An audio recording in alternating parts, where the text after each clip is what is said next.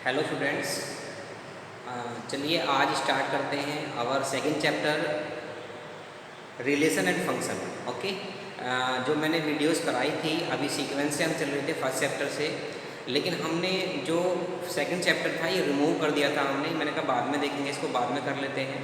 अगर सपोज कीजिए school open हो जाते हैं तो स्कूल टाइम में करेंगे इसे, लेकिन अभी तक नहीं स्कूल ओपन हो पाए हैं तो मैं आज इसको स्टार्ट कराने जा रहा हूँ। काफ़ी स्टूडेंट्स की क्वारी है कि सर अभी सेकंड चैप्टर हमारा नहीं हुआ है, क्या करना है। तो कहीं उनको ऐसा ना लगे कि ये छोड़ना है, तो छोड़ना नहीं है। टॉपिक अच्छा है आपका, 12th क्लास से रिलेटेड है आपका। 11th क्लास में भी first chapter relation and function है, एंड सिमिलरली आपका 12th में भी रिलेशन एंड फंक्शन से ही स्टार्ट होनी है आपकी 12th class.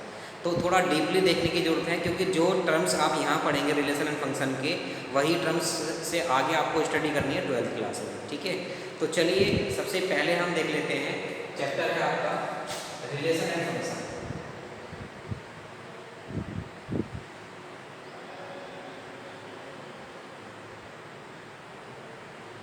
Relation and function के लिए अभी मैं आपको बता दूं, आज तो मैं कार्टेशियन प्रोडक्ट करा रहा हूं आपको, बट आपको क्या करना है कि सेट में से आपको सबसेट वाला टॉपिक आपको स्टडी करना है सबको। क्योंकि सबसेट वाला टॉपिक अगर आपको स्टडी होगा, आपने रिवाइज किया होगा, अगर वो आपको क्लियर है, then you capable to study about relation. ठीक है, तो रिलेशन कंप्लीटली सेट पर डिपेंड है, तो सेट को भी आपको प्रिपेयर रखना है अपना। तो चलिए सबसे पहले जो एक्सरसाइज फर्स्ट है वो कार्टेशियन प्रोडक्ट पर आपका बेस्ड है, तो हम लिख लेते हैं कार्टेशियन प्रोडक्ट ऑफ सेट।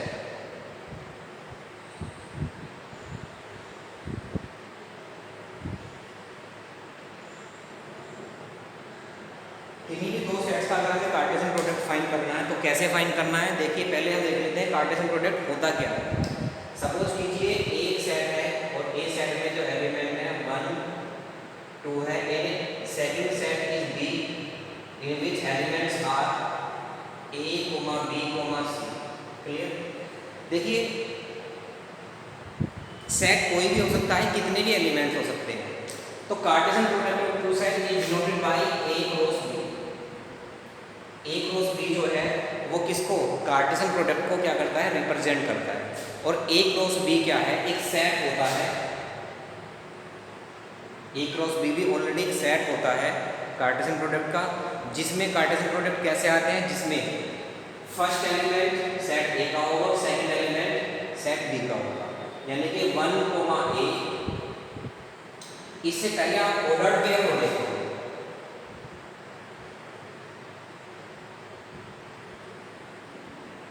देखिए इससे पहले आपको ऑर्डर्ड पेयर देखना है। ऑर्डर्ड पेयर होता है कि कोई दो एलिमेंट है और दोनों अलग अलग सेट से बिलोंग कर रहे हैं, एक ही सेट से बिलोंग कर रहे हैं। तो फर्स्ट एलिमेंट को कभी स्मॉल ब्रैकेट में ए और बी, ये जो आपका ऑर्डर होता है इसे क्या बोलते हैं, हम ऑर्डर्ड पेयर बोलते हैं। ठीक है, A belongs to set A and B belongs to set B, ये आपका ऑर्डर्ड पेयर होता है। दो ऑर्डर्ड पेयर अगर इक्वल है, सपोज कि ये आ जाता है A comma B, ordered pair equal है सी कोमा डी के, तो क्या होगा, देयरफॉर फर्स्ट एलिमेंट फर्स्ट के इक्वल और सेकंड एलिमेंट सेकंड के equal, B is equal to B. ठीक है, इस पर पहला ही क्वेश्चन डिपेंड है आपका। दो ऑर्डर्ड पेयर दिए होंगे आपको, इधर एक्स वाई दिया होगा, इधर नंबर्स दिए होंगे, दोनों को इक्वेट करके आपको क्या करना है, एक्स वाई की वैल्यू फाइंड करनी है। First question is depend on the ordered pair. ठीक है, तो ऑर्डर्ड पेयर यहाँ पर क्लियर होना चाहिए। ऑर्डर्ड पेयर में ज़्यादा कोई डेफिनेशन नहीं है, बस यही है कि किन्हीं दो एलिमेंट को सीक्वेंस से लिख देना ब्रैकेट के अंदर, कर्ली ब्रैकेट के अंदर, सॉरी स्मॉल ब्रैकेट के अंदर, तो वो क्या होता है, आपका ऑर्डर्ड पेयर होता है। तो हम जो यहाँ पर ए क्रॉस बी के एलिमेंट्स लिख रहे हैं वो ऑर्डर्ड पेयर की फॉर्म में लिखते हैं। 1 ए, फिर आएगा 1 बी, कोमा लगा हुआ यहाँ पे, फिर 1 सी कोमा, फिर आएगा 2 ए 2 कोमा ए, फिर 2 बी और फिर 2 सी। ठीक है जी, ये आपका क्या हो गया, कार्टेशियन प्रोडक्ट हो गया। चलिए कार्टेशियन प्रोडक्ट देखें एक बार और दोबारा से देखें। 1 कोमा ए 1 कोमा बी 1 कोमा सी, तीन एलिमेंट बन जाएंगे। 2 कोमा ए 2 कोमा बी 2 कोमा सी, तीन एलिमेंट बन जाएंगे। टोटल 6 एलिमेंट्स हो गए ए क्रॉस बी में, यानी कार्टेशियन प्रोडक्ट में। ठीक है, आप जरा देखिए, मैं इसको रफ कर देता हूँ ऑर्डर्ड पेयर को। ऑर्डर्ड पेयर को रफ करने के बाद में देखिए कुछ चीज़ें मैं बता रहा हूँ आपको। जो पहले एलिमेंट है, फर्स्ट एलिमेंट बिलोंग करते हैं सेट ए से, और सेकंड वाले बिलोंग करेंगे सेट बी से। इन दोनों का ही कार्टेशियन प्रोडक्ट है ये। चलिए, अगर देखो यहाँ पर n A cross B is equal to n A multiply n B, इसका मीनिंग क्या है? यानी कि ए क्रॉस बी जो कार्टेशियन प्रोडक्ट आपने फाइंड किया है उसमें नंबर ऑफ एलिमेंट कितने होंगे? एन का मतलब है नंबर ऑफ एलिमेंट कितने होंगे? जितने ए में एलिमेंट है और जितने बी में एलिमेंट है दोनों की मल्टीप्लाई कर दो। देखो यहाँ से वेरीफाई हो जाएगा, यहाँ 2 है, यहाँ 3 है, 2 3 जा 6, यानी कि आप ए क्रॉस बी में एलिमेंट देखिए 1 2 3 4 5 6। क्लियर है? ठीक है, तो इतने एलिमेंट होते हैं आपके ए क्रॉस बी में। जितने ए और बी में होंगे दोनों की मल्टीप्लाई कर दें, ए क्रॉस बी के एलिमेंट नंबर ऑफ एलिमेंट्स आ जाएंगे। ठीक है, ये कार्टेशियन प्रोडक्ट कितना भी बड़ा हो सकता है, सिर्फ यही कार्टेशियन प्रोडक्ट है। बाकी इस पर डिपेंड क्वेश्चंस हैं, आप कर लीजिए, देख लेते हैं।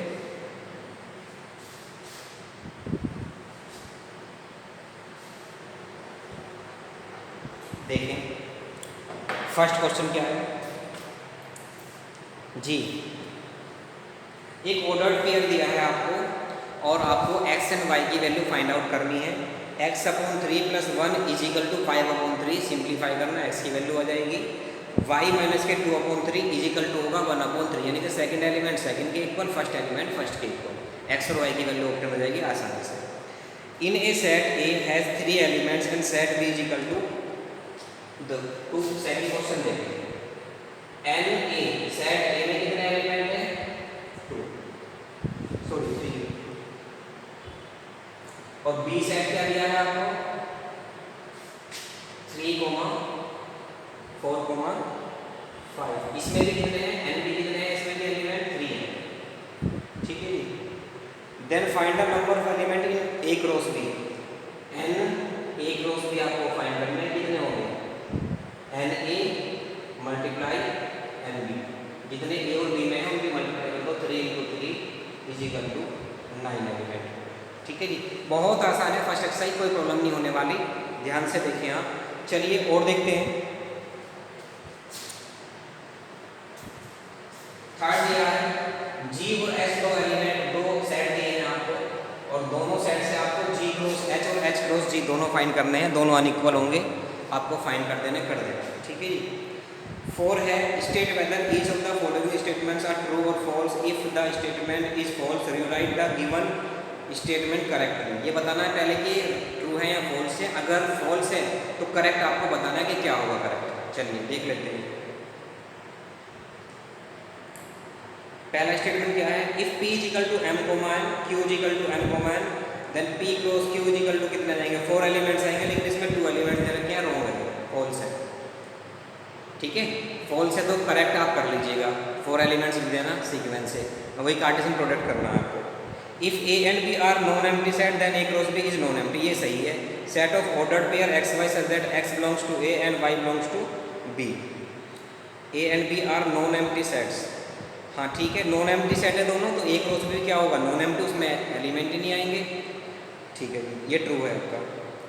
थर्ड है if A is equal to 1,2, B is equal to 3,4, then A cross B intersection 5 is equal to 5। इसे करके देख लेते हैं थर्ड पार्ट को।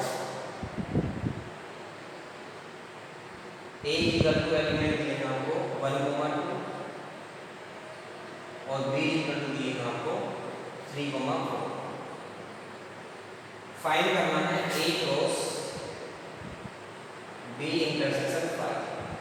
ठीक है, तो पहले आप बी इंटरसेक्शन 5 कीजिए। 5 बी इंटरसेक्शन 5 क्या है? दोनों के कॉमन एलिमेंट 5 आ जाएगा। ठीक है जी, क्यों? क्योंकि जब 5 में एलिमेंट ही नहीं है तो बी से क्या इंटरसेक्शन है? कॉमन एलिमेंट तो आएंगे नहीं, मॉडिफाई आ जाएगा। अब ए क्रॉस 5 क्या आएगा? ये भी आपका 5। ठीक है जी, और क्या दिया इसमें? हाँ जी ठीक है, करेक्ट है, ट्रू। ठीक है जी, तीनों पार्ट हो गए हैं। और देख लेते हैं। a is equal to -1,1 find a cross a cross A, triplet, ठीक है, यानी कि 3 बार मल्टीप्लाई करनी है। देखिए कैसे करनी है आपको। पहले हम ए सेट के एलिमेंट लिख लेते हैं। ए इज इक्वल टू एलिमेंट है -1, ठीक है। चलिए अब हम करते क्या हैं कि पहले हम ए क्रॉस ए फाइंड करते हैं। देखो दोबारा एक बार ए क्रॉस लेते हैं, -1, -1, -1, -1,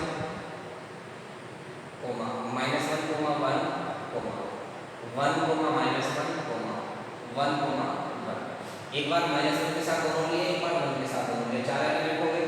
अब आप क्या करेंगे, ए क्रॉस ए तो हमने फाइंड कर लिया, इसका ए से और क्रॉस कर देते हैं, ठीक है। तो आ जाएगा ए क्रॉस ए, यानी कि आपको करना है -1 की और किसी करनी है -1, -1, -1, और 1, -1 और 1, इनकी मल्टीप्लाई करते हैं। चलिए करते हैं। पहले -1 के साथ तीनों जोड़ो, -1, -1, -1, -1,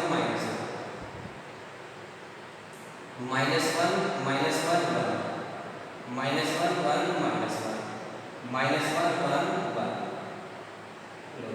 ये आगे जा रहे हैं इसके साथ में। अब क्या करना है, इस 1 के साथ में ले लीजिए, 1, -1, -1, 1, और 1, 1, -1 और 1, 1, 1, ये एलिमेंट आ गए आपके ए क्रॉस ए के। देखिए 2 की 3 बार मल्टीप्लाई करेंगे, 2 × 2 8 आएगा। एलिमेंट भी आपके 8 आ रहे हैं, 1, 2, 3, 4, 5, 6, 7, 8, ठीक है। इसका मतलब हमारा जो आंसर है वो कैसा है, करेक्ट है, कोई प्रॉब्लम नहीं है इसमें, ठीक है बेटा। तो आप आगे भी सम्स कर सकते हैं ऐसे, कोई दिक्कत नहीं है। सिक्का है, ए क्रॉस भी दिया है आपको, ए और बी निकालना है। तो ए में तो क्या होते हैं, जो फर्स्ट एलिमेंट होंगे वो सेट ए से बिलोंग करेंगे, और बी में जो सेकंड एलिमेंट होंगे वो बी से बिलोंग करेंगे। तो सेट ए क्या बन के आएगा इसमें, ए, बी, और सेट बी क्या होगा, x, y, बस हो गया। 7 है, ए दिया है, बी दिया है, सी दिया है, डी दिया है, वेरीफाई करना है कि ये इक्वल है नहीं है, कर लेना इसको, ठीक है। पहले आप क्रॉस फाइंड करना, फिर उनके इंटरसेक्शन फाइंड करना, ठीक है। 8 दिया है, a = 1, 2, b = 3, 4, right A cross B, how many subsets will A cross B है। पहले ए क्रॉस बी फाइंड करना, ए क्रॉस बी में आएंगे 4 एलिमेंट्स, ठीक है। उसके सबसेट बनाने के लिए क्या होगा, 2 की पावर 4 यानी कि 16 इसके सबसेट्स होंगे। सबसेट मैंने बताया ना, सबसेट की बात आ गई है। किसी भी सेट के सबसेट्स क्या होते हैं, 2 की पावर n, n क्या होता है, नंबर ऑफ एलिमेंट्स। जब आप ए क्रॉस बी फाइंड करेंगे तो उसमें 2 × 2 4 एलिमेंट्स होंगे। अब 4 एलिमेंट्स उसमें है सेट में, ए क्रॉस बी में, तो उसके सबसेट कितने होंगे, 2 की पावर 4 यानी कि 16, ठीक है बेटा। चलिए 9th है, let A and B be 2 sets such that n = 3 n b = 2 if ये दिया हुआ है A cross B, find A and B where x, y, z are distinct element. पहले एलिमेंट तो किसके होंगे, सेट ए के। देखो जरा x, y, z तो होगी ए के, और बी के कितने होंगे, 1, ठीक है। n = 3 और n b = 2, A and B where find A and B. तो ए तो हो गया x, y, z, और b हो गया 1, 2। मैंने कहा ना सेकंड एलिमेंट बी से बिलोंग करते हैं, 2 भी आ रहा ना उसमें, तो 1, 2 उसके एलिमेंट आ गए, ठीक है जी। सेम ऐसे ही आपका क्या हो जाएगा, 10 हो जाएगा, 10 भी कर सकते हैं।